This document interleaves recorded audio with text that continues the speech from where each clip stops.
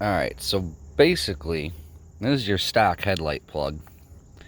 It's a 4-pin plug, but from the factory, your brown, yellow, and green are the only 3 wires that come wired. The back of your headlight, back down here, has all 4 pins.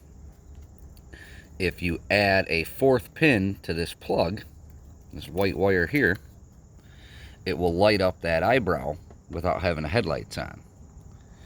So I added a pin to both headlight plugs. I don't have the other one unplugged.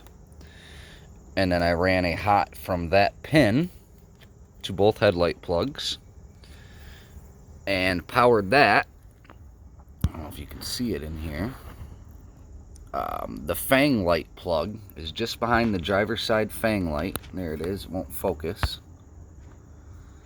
And I spliced off of the power from the fang light and ran it to the power on that 4th pin on the headlight plug.